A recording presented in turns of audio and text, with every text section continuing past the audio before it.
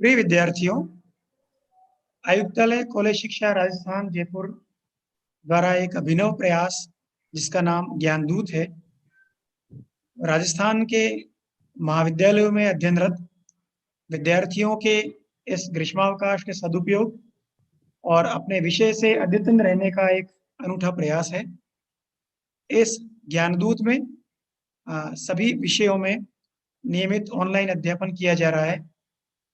यह समय दोपहर 1:40 से दोपहर 2:10 तक हिंदी विषय के विद्यार्थी इसमें लाभान्वित होते हैं। मैं मनोज पंड्या, श्री गोविंद गुरु राजकीय महाविद्यालय बांसवाड़ा से अपने तकनीकी समिति के प्रभारी डॉक्टर शफकत राणा के साथ आप सभी का हार्दिक स्वागत करता हूं और अभिनंदन करता हूं। स्वागत करता हूं आज के इस विमर्श को प्रस्तुत करने वाले श्री कल्याण राजकीय कन्या महाविद्यालय सीकर के सहायक आचार्य डॉक्टर कैलाश चंद सैनी जी का भी, जो आज हमारे बीच भक्ति काल में जो सगुण और निर्गुण जो परंपराएं चली हैं, भक्ति काल जिसे हम स्वर्ण युग की संज्ञा से भी अभिहित करते हैं, उस सगुण और निर्गुण की जो परंपरा रही है उनमें साम्य क्या है और वैषम्य क्या है, इन दोनों धाराओं के अंदर समानता क्या है और सूक्ष्म अंतर क्या है, उसको लेकर आपके सामने अपना वक्तव्य रखेंगे। मैं पूरे आदर के साथ आमंत्रित करता हूं श्री कल्याण राजकीय कन्या महाविद्यालय सीकर से सहायक आचार्य डॉक्टर कैलाश चंद सैनी जी। नमस्कार सर।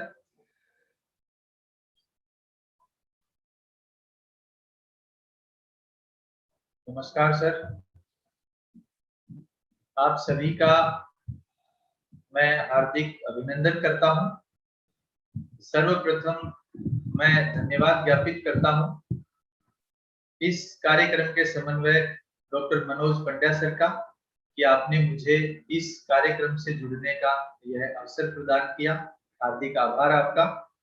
आयुक्तालय कॉलेज शिक्षा राजस्थान के द्वारा जो एक नवाचार की श्रृंखला में ज्ञानदूत कार्यक्रम विद्यार्थियों के हित के लिए चलाया गया है, उसी को आयोजन का दायित्व दिया गया श्री गोविंद गुरु राजकीय महाविद्यालय बांसवाड़ा डॉक्टर मनोज पंड्या सर और उनकी टीम को मैं साधुवाद देता हूं कि आपके सफल संचालन से यह कार्यक्रम विद्यार्थियों में अत्यंत लोकप्रिय होता जा रहा है। प्रिय विद्यार्थियों, आज का हमारा जो विमर्श का विषय है वो है भक्ति काल, सगुण एवं निर्गुण, साम्य एवं वैषम्य।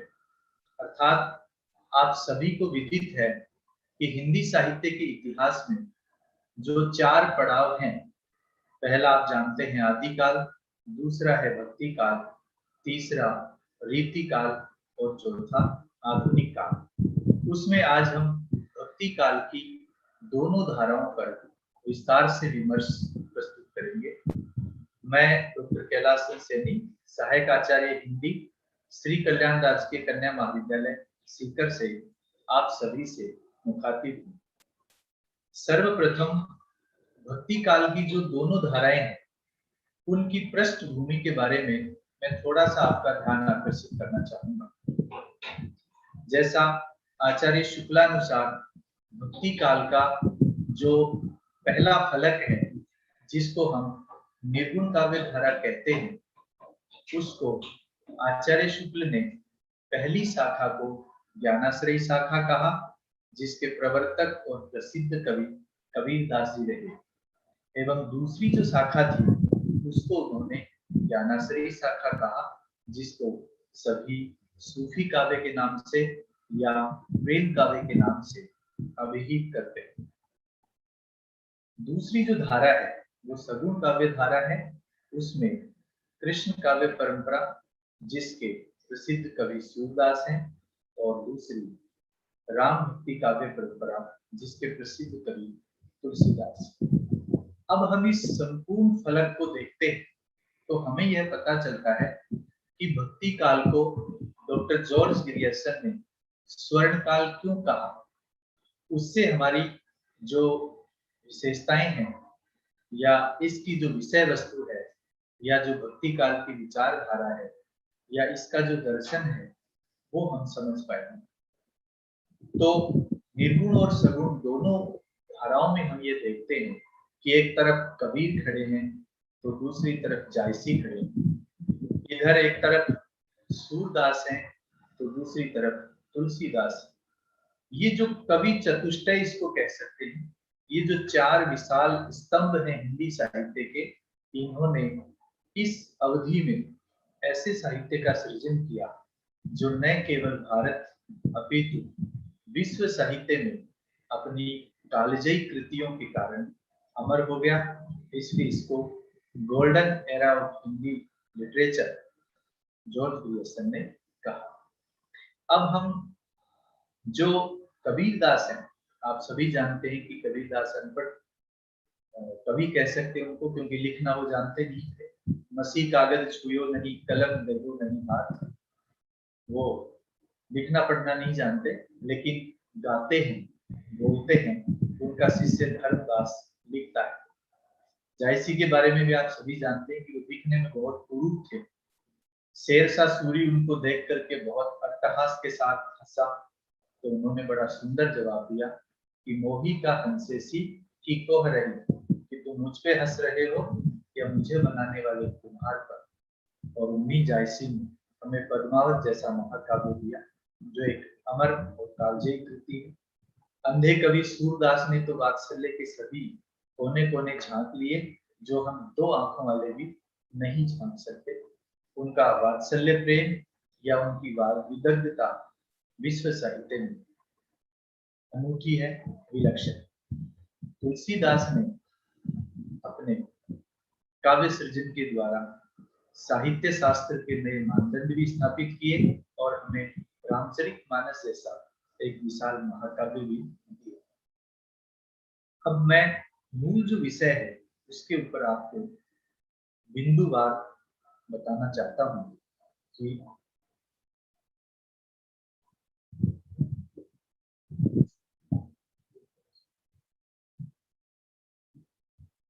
हमारा जो सबसे पहला जो बिंदु है वो है निर्गुण और सगुण में साम्य क्या है, अर्थात समानता क्या है। तो पहली जो समानता है वो हम देख रहे हैं भक्ति की केंद्रीयता, यानी दोनों ही धाराओं के केंद्र में भक्ति थी। दोनों ही धाराओं के कवियों ने अपनी अपनी आधार पर अपनी अपनी विचारधारा के अनुसार भक्ति को महत्व दिया। भक्ति प्रेम पर आधारित चेतना का रूप है। ईश्वर और भक्त के बीच प्रत्यक्ष संबंधानुभूति ही भक्ति है। अतः भक्ति माध्यम कर्म कांड पुरोहित आदि को अस्वीकार करती है। भावना को केंद्रीय मूल आधार सा पुनरुक्ति ईश्वरे, जो सांडिल्य सूत्र में कहा गया है, अनुरक्ति में माध्यम की जरूरत नहीं होती। अतः मध्यकाल की जो कर्म कांडीय व स्वनिक धार्मिक व्यवस्था के बीच भक्ति की जो प्रतिष्ठा थी वो इसी प्रकार से की गई। कबीर हठयोग व ज्ञान में भी भाषा को प्रतिष्ठित कर देते हैं, इसीलिए उनको वाणी का डिक्टेटर कहते हैं। कबीर जैसे ज्ञानाश्रयी कवि का विराट से रिश्ता ज्ञानात्मक नहीं भावात्मक है। आप सभी को पता है कि हजारी प्रसाद जी कबीरदास के बारे में कहते कि ऐसे थे कबीर सिर से पैर तक मस्त मोला, दिमाग से दुरुस्त लेकिन दिल से तर, और जो आदत से अक्खड़ हैं लेकिन स्वभाव से अक्कड़ हैं। भक्तों के लिए निरीह गाय की तरह है और भेषधारियों के लिए प्रचंड यानी खूंखार शेर की तरह। ऐसे कबीर ने ईश्वरीय जो भावनात्मक भक्ति है उसको महत्व दिया।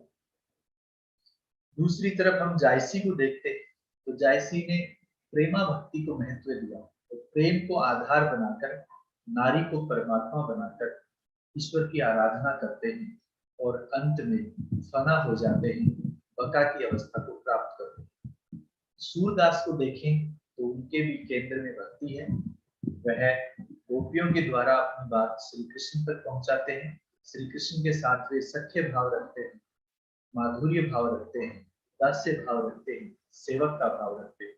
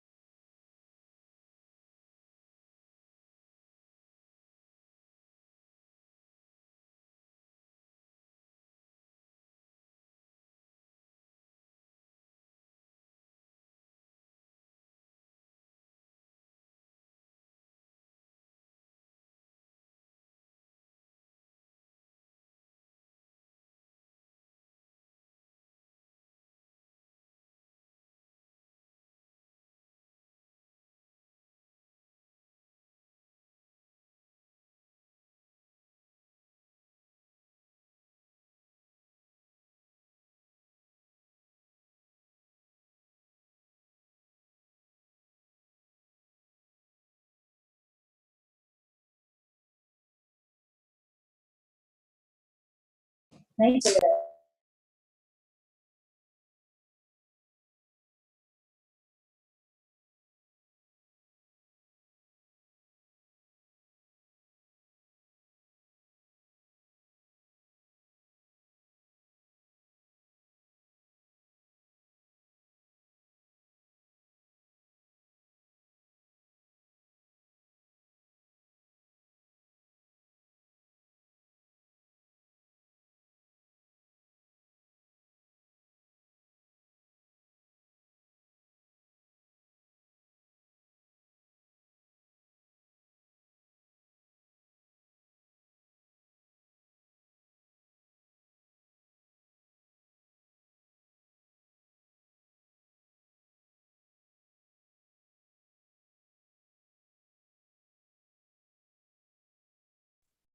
अब आ रही है इस तरह ना?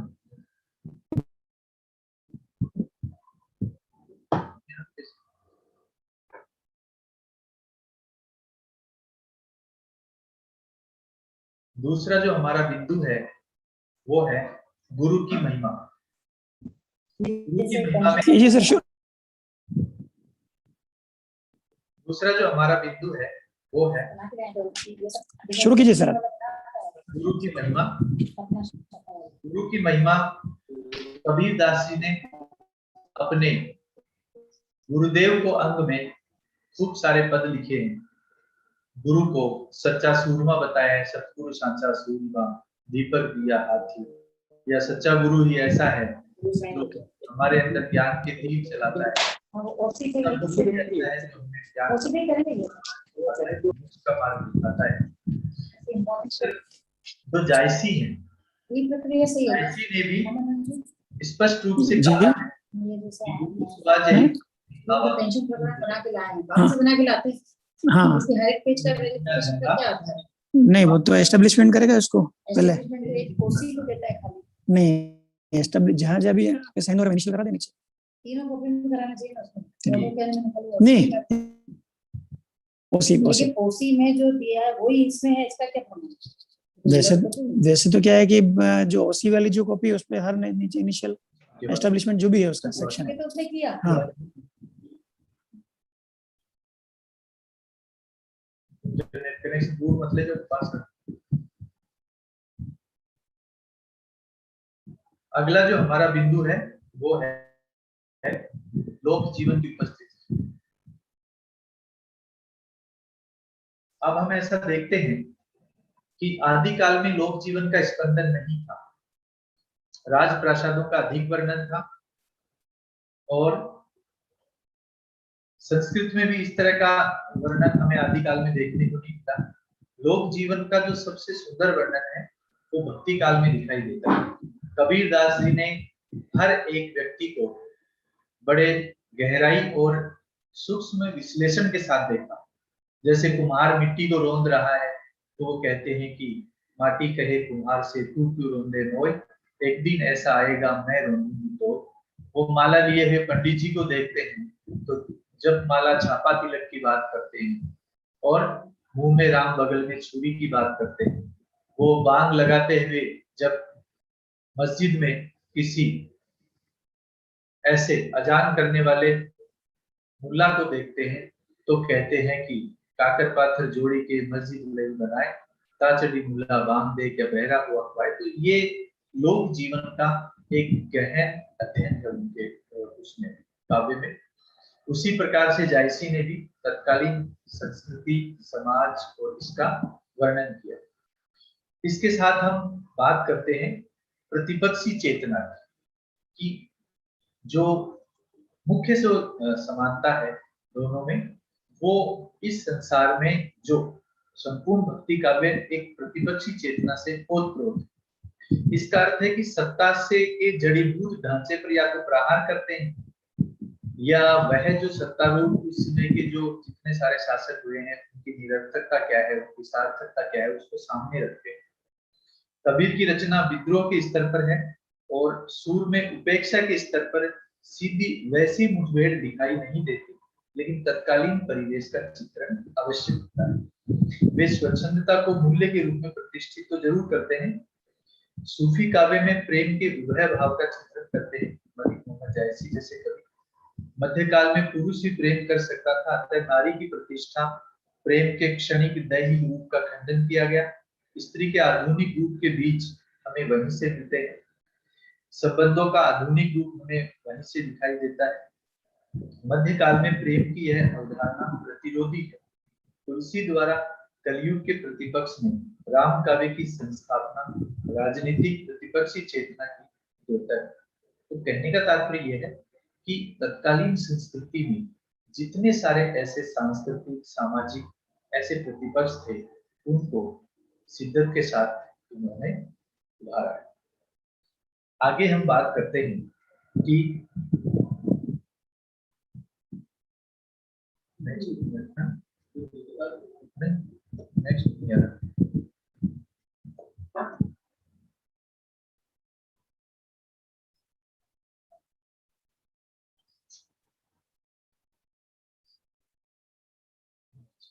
आगे जो हमारा बिंदु है वो है प्रेम का निरूपण। जैसा आप सभी जानते हैं कि पहले संत कवि कबीरदास हैं, उनको प्रेम का कवि भी अपन कह सकते हैं। कबीरदास कहते हैं कि कबीर बादल प्रेम का हम पर वर्षा आए, अंतर भीगी आत्मा हरि भरी बन जाए। दूसरी तरफ ये कहते हैं कि पोथी पढ़ पढ़ जन्म हुआ, पंडित भया न कोई, ढाई आखर प्रेम के पढ़े सो पंडित हो। तो ये ढाई अक्षर जो प्रेम के हैं, ये ऐसे हैं कि इसको आज तक कोई समझ नहीं पाया, और जो पढ़ गया वो ही असली पंडित है। अर्थात ढाई आखर प्रेम के पढ़ने वाला परम ज्ञानी जो ईश्वर के नजदीक माना जाता है, जो इस महिमा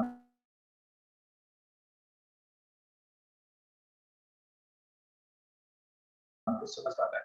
मलिक मोहम्मद जायसी इसमें कहते हैं, इस प्रकार से वो नारी को परमात्मा मानकर पूजते हैं और नारी के प्रेम में ही अपने आप को फना कर देते हैं, न्यौछावर कर देते हैं, अनल हक का अधिकारी बना देते हैं और बका की अवस्था को प्राप्त करते हैं। सूर का प्रेम हम देखें तो वो भी गोपियों के एकनिष्ठ प्रेम को सर्वविदित रूप से उन्होंने चित्रित किया है, प्रस्तुत किया है।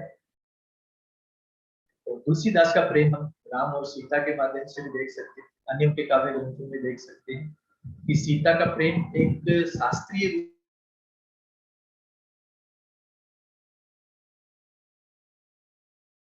लिए हुए एक दिखाई देता है। फिर आता है लोक भाषा का प्रेम। दोनों में हम एक सूक्ष्म समानता देखें तो कबीरदास ने भी लोक भाषा का प्रयोग किया, जनमानस की आम बोलचाल की भाषा को प्रयुक्त किया। और जायसी को देखें तो जायसी की भाषा जो अवधि थी उसमें कहीं कहीं जो साहित्यिक शब्दावली है उसका समावेश अवश्य है, लेकिन लोक रंग बिल्कुल दिखाई देता है। सूरदास की भाषा में ब्रज भाषा का लालित्य है, माधुर्य है, वैसा ही तुलसीदास की ब्रज भाषा में भी दिखाई देता है। लेकिन भाषाई दृष्टि से देखें तो तुलसीदास जी की अवधि भाषा थोड़ी सी साहित्यिक ज्यादा है, थोड़ी सी क्लिष्ट है, वहां थोड़ा सा एक अलगाव देखने को मिलता है। फिर मोक्ष की कामना है, चारों काव्य धाराओं में मोक्ष की कामना दिखाई देती है। कबीर अपने निर्गुण ब्रह्म में समाना चाहते हैं, हठयोग साधना के द्वारा वे अनहद नाद को सुनते हैं और ईश्वर को प्राप्त करते हैं। दूसरी तरफ मलिक मोहम्मद जायसी है,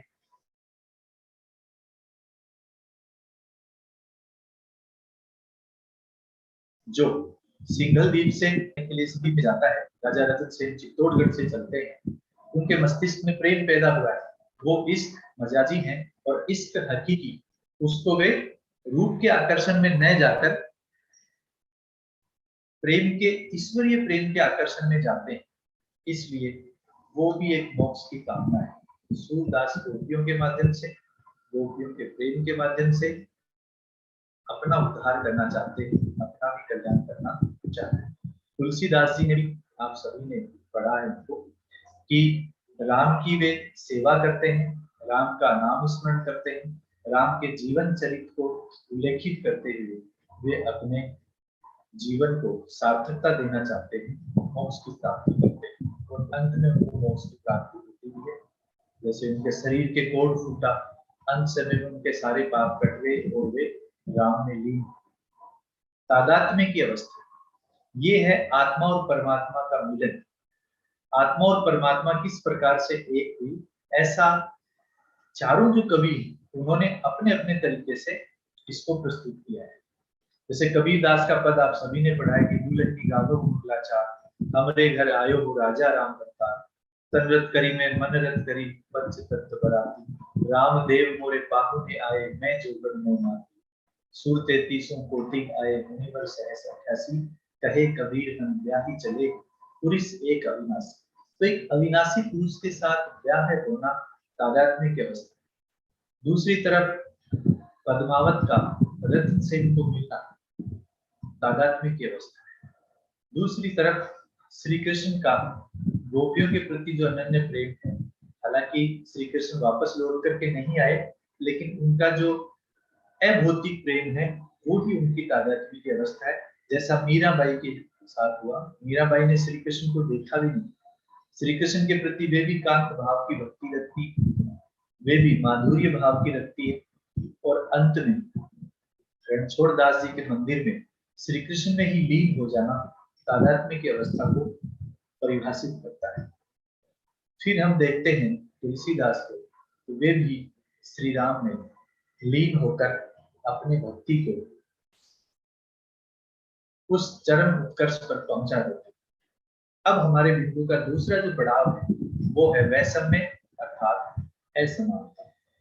दोनों ही धाराओं में असमानता किस प्रकार से है, तो हम ये देखते हैं कि ईश्वरीय रूप जो है वो दोनों का अलग अलग, निश्चित रूप से एक निर्गुण के उपासक है और दूसरे सगुण के उपासक। निर्गुण और सगुण को हम जब देखते हैं तो हमारे सामने ये आता है कि जो निर्गुण पंथी है उनका ईश्वर अजर अमर अलौकिक अजन्मा, वह निराकार है और इस संसार में उसका कोई रूप स्वरूप कोई अस्तित्व नहीं।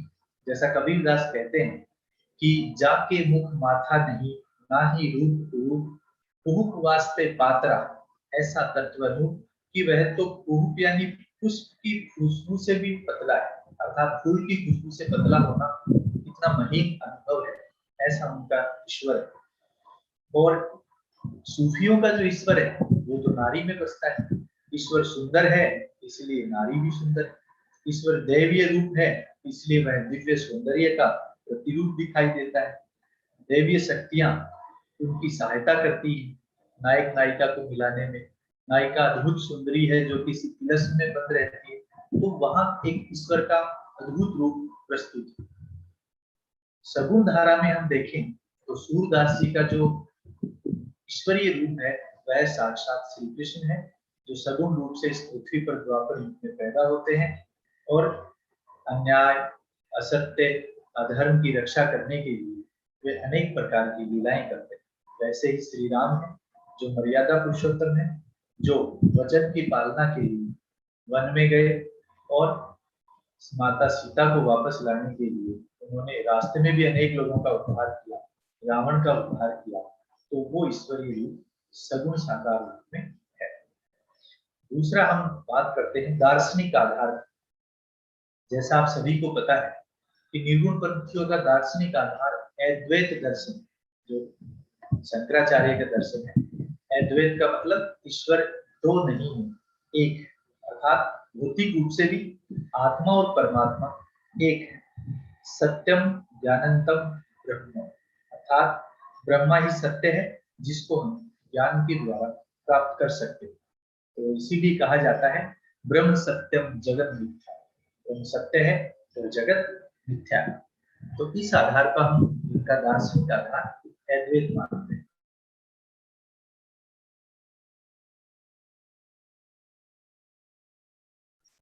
सगुण पंथियों के प्रवर्तक जो रामानुजाचार्य है, इन्होंने श्री संप्रदाय का प्रवर्तन किया। दूसरी तरफ इनका जो वाद है वो शुद्धाद्वैतवाद है, जो विष्णु स्वामी जी ने प्रस्तुत किया। उनके द्वारा रुद्र संप्रदाय की स्थापना भी इन्होंने ही पुष्टि मार्ग को प्रस्तुत किया। जो वल्लभाचार्य ने पुष्टि मार्ग की स्थापना की, उसमें भी वे कहते हैं पोषणम तदनुग्रहम, अर्थात ईश्वर का पोषण और अनुग्रह ही हमारे ऊपर होता है, उसी से हम पोषित होते हैं, उसी से हमारा कल्याण होता है। ये इनका दार्शनिक आधार है। साधना की पद्धति जो है वो भी सबकी अलग अलग मानी जाती है। कबीर की हठयोग साधना की पद्धति है, अंतर साधना की पद्धति है, और जो सूफी कवि है वो रूप की साधना ईश्वरीय रूप मान करके करते हैं। और हम सगुण पंथियों की देखते हैं तो वहां पर बाह्य साधना है, सगुण साकार रूप की साधना की जाती है, जिसमें आप नवदा भक्ति को ले सकते हैं। रामानंद जी को दसदा भक्ति का आधार कहा जा सकता है। वे भी सारी इसमें आ सकती है। नाम स्मरण है, पूजन है, अर्चन है, भजन, कीर्तन, पाठ, सेवा, ये सारी भक्ति वे सगुण पंथियों के द्वारा की जाती है। इस प्रकार हम अगला देखते हैं सामाजिक दर्शन। सामाजिक दर्शन को अपन देखें तो मुख्य रूप से निर्गुण पंथियों ने जो समाज का दर्शन लिया वो बड़ा विस्तृत है।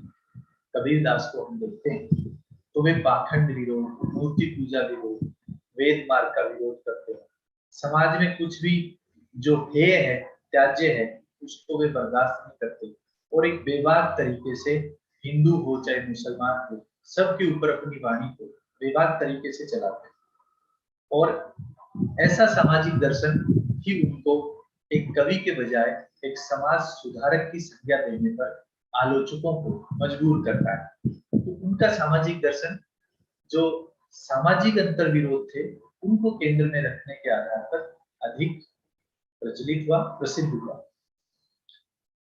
दूसरी तरफ हम ये देखते हैं कि जो सूफी दर्शन है उसमें जो सामाजिक दर्शन है वो समाज में प्रेम को आधार मान करके प्रस्तुत किया गया।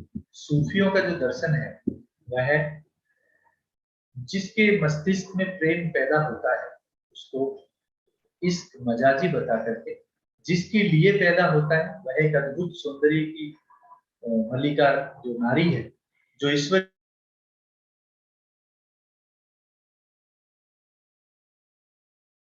रूप है, परमात्मा रूप है, उसके प्रति अपने आप को समर्पित करने की, अपने आप को क्षमा देने की जो अपने मन में जो निष्ठा है उसके वशीभूत होकर वह चलता है।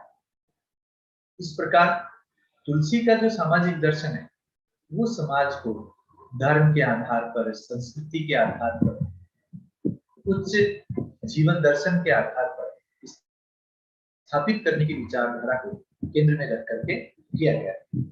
तुलसीदास जी ने वेद मार्ग को अपनाया। तुलसीदास जी ने धर्म शास्त्र में लोगों की रुचि पैदा की और उनका जो रामचरितमानस है वो आज जनमानस में सबसे लोकप्रिय धर्म ग्रंथ के रूप में स्थापित है, ऐसा हम सब जानते हैं। सूरदास के साहित्य को जब हम देखते हैं तो उनके साहित्य का भी जो मूल सामाजिक दर्शन है वो प्रेम और भाईचारे का है कि समाज को प्रेम के सूत्र में पिरोकर हम एक कर सकते हैं, प्रेम के वशीभूत होकर हम ईश्वर को प्राप्त कर सकते हैं, ईश्वरीय कृपा, ईश्वरीय अनुग्रह हमारे ऊपर हो सकता है, जो अष्ट छाप के कवियों में हमें दिखाई देता है कि श्री कृष्ण की लीला गान करके हम समाज में प्रेम दर्शन को स्थापित कर सकते हैं। इसके अलावा हम जब बात करते हैं कि असमानता जो प्रेम का स्वरूप है उसमें किस प्रकार से है कि निर्गुण पंथियों का प्रेम और सगुण पंथियों का प्रेम, इनके स्वरूप में किस प्रकार का अंतर दिखाई देता है। तो कबीर के प्रेम की हम बात करें तो वहां आत्ममुक्त प्रेम की अनुभूति होती है, क्योंकि वे परमात्मा से प्रेम करते हैं, अलौकिक परमात्मा से जो इस जगत में कण कण में व्याप्त है लेकिन हमें दिखाई नहीं देता। जैसे कस्तूरी कुंडल बसे मृग ढूंढे बन पाए। अब कस्तूरी तो उसके कुंडल में विराजमान है लेकिन हम तो अलग अलग जगह ढूंढते हैं। और ऐसे घट घट राम है दुनिया देखे नहीं, हमारे प्रत्येक व्यक्ति के घर में राम है लेकिन दुनिया उसको देखती नहीं। ये उनका एक रहस्यमयी अलौकिक प्रेम। तो जायसी का जो प्रेम है वो और भी अद्भुत है। वहां जैसे हीरामन तोते ने पद्मावती का वर्णन राजा रतन सेन के सामने किया, तो वह उस पद्मावती के रूप सौंदर्य का वर्णन नहीं था, वह वर्णन था कि ईश्वर किस प्रकार से दिव्य सौंदर्य से मंडित, ईश्वर का रूप सौंदर्य कैसा होता है उसका वर्णन था। ऐसा कहते हैं कि उसको सुनकर के जो रतन सेन है वो बेहोश हो गए। तो एक मनुष्य का हम सौंदर्य वर्णन सुनकर के बेहोश नहीं हो सकते, लेकिन ईश्वरीय सौंदर्य अगर कोई देखे या सुने तो निश्चित रूप से वह बेहोश हो सकता है। तो वह दिव्य है, अलौकिक है, अनूठा है, विलक्षण। सगुण पंथियों में हम प्रेम के स्वरूप को देखते हैं तो तुलसी की गोपियों का जो प्रेम है वो लौकिक आधार पर है, लेकिन अलौकिकता की ओर बढ़ता है। और वह श्री कृष्ण को जब उद्धव आता है तो उसके माध्यम से अनेक प्रकार के उदाहरण देकर के वो समझाती है। गोपियों का प्रेम भी एकनिष्ठ है, जैसा मीराबाई का प्रेम एकनिष्ठ है, जैसा रसखान का प्रेम एकनिष्ठ है। गोपियां कहती हैं कि उद्धव मन नाही 10-20, एक भूतो सो गयो श्याम संग को आरा थे 20, कि हमारा तो एक ही मन है जो श्याम के संग चला गया, अब और कोई मन नहीं है।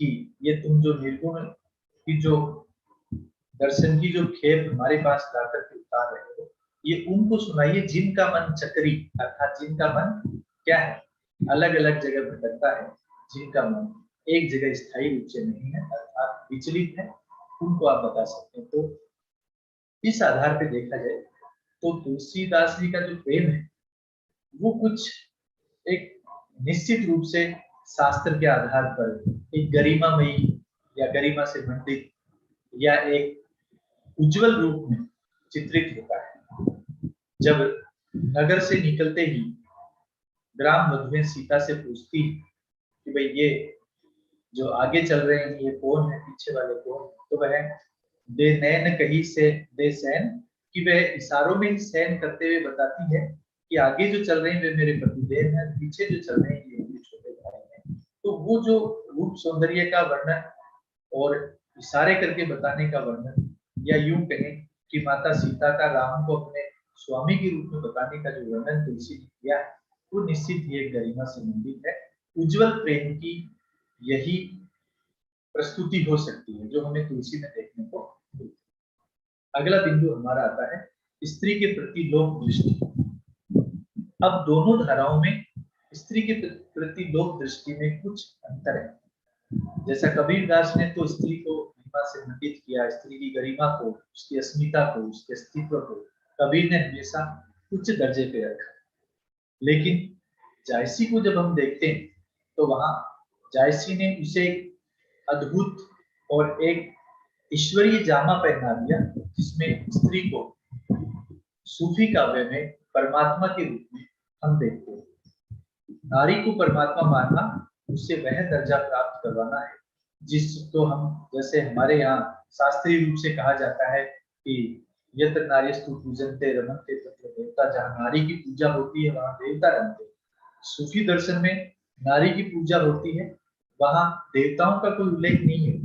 पुरुष जो है वो उस नारी यानी परमात्मा के लिए ही अपनी कोशिश जारी रखता है। तो इसलिए सूफी दर्शन का जो स्त्री के प्रति जो मानदंड है वो भी उच्च कोटि की है।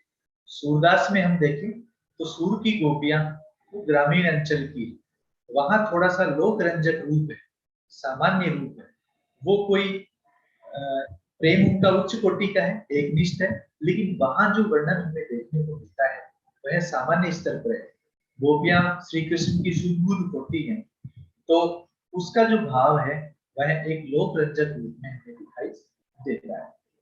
तुलसीदास के दृष्टिकोण से देखें तो वहां स्त्री के प्रति भी वह लोक दृष्टि हमें उच्च कोटि की दिखाई देती है। हालांकि बहुत सारे आलोचकों ने तुलसी पे आरोप लगाया है, जैसे मैथिली शरण गुप्त जी ने महिलाओं के ऊपर जो ग्रंथ लिखे, जैसे साकेत में उर्मिला का वर्णन है, यशोधरा का वर्णन है, विष्णु प्रिया का वर्णन है, उसके आधार पे देखा जाए तो कि उर्मिला को थोड़ा सा उपेक्षित किया गया रामायण में, जो लक्ष्मण की पत्नी है, सीता से अग्नि परीक्षा दिलवा करके भी वापस उनको त्याग दिया गया। तो वहां जो लोक दृष्टि है वो थोड़ी बाधित हो जाती है, वो परंपरा और बंधन और लोक लाज की आड़ में स्त्री को वहां पर थोड़ा सा यूं कहें कि निराशा के या यूं कहें कि हताशा के वशीभूत होकर जो निम्न स्तर तक स्त्री की गरिमा को किया गया, प्रस्तुत किया गया, वो उचित दृष्टिकोण में नहीं माना जाता है। अब आता है भाषा का स्तर। भाषा का स्तर जब हम देखते हैं तो कभी तो अनपढ़ कवि थे तो उनकी भाषा में हमें काव्य शास्त्र के वो मानदंड या वो लक्षण नहीं मिलते, लेकिन फिर भी हजारी प्रसाद द्विवेदी ने उनको वाणी का डिक्टेटर कहा कि कबीर वाणी के डिक्टेटर थे। उन्होंने अपनी बात को जिस रूप में कहना चाहा कहलवा दिया, बन गया तो सीधे सीधे, नहीं तो दरेरा देकर अर्थात जबरदस्ती। इसलिए वो वाणी के डिक्टेटर है। यानी अनपढ़ होने के बाद भी उनकी वाणी, उनकी भाषा इतनी सशक्त, सुदृढ़ और अपनी बात को प्रस्तुत करने का वो मादा रखती है, वो प्रभाव रखती है। तो कबीर तो भाषाई दृष्टि से इस हिंदी साहित्य के सिरमौर कवि माने जा सकते हैं। जायसी की अवधि जो है वो शास्त्रीय रूप से प्रस्तुत है, लोक भाषा के या लोक बोलचाल की बोली के अवधि के शब्द भी उसमें दिखाई देते हैं। सूरदास में ब्रज भाषा का लालित्य है, माधुर्य है और जनमानस के शब्द भी उसमें शामिल है।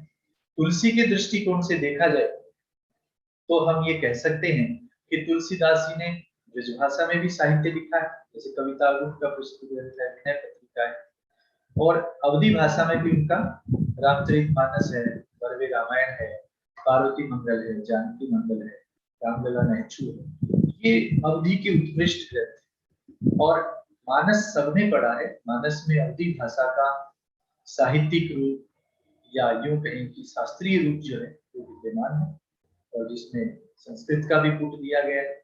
तो भाषा के स्तर भी सब में अलग अलग रहे चारों कवियों में, तो उसके आधार पर भी हमको थोड़ी सी असमानता के धरातल पर देख पाते हैं। अब सबसे अंत में जो बात आती है वो काव्य रूप की। काव्य रूप के दृष्टिकोण से देखा जाए तो निर्गुण भक्ति काव्य में कबीर दास तो केवल दोहे गाते थे और बाद में जाकर के हजारी प्रसाद द्विवेदी जी ने कबीर ग्रंथावली का संकलन किया, श्याम सुंदर दास जी ने कबीर ग्रंथावली का संकलन किया, तो वहां तो एक मुक्त काव्य का रूप मिलता है।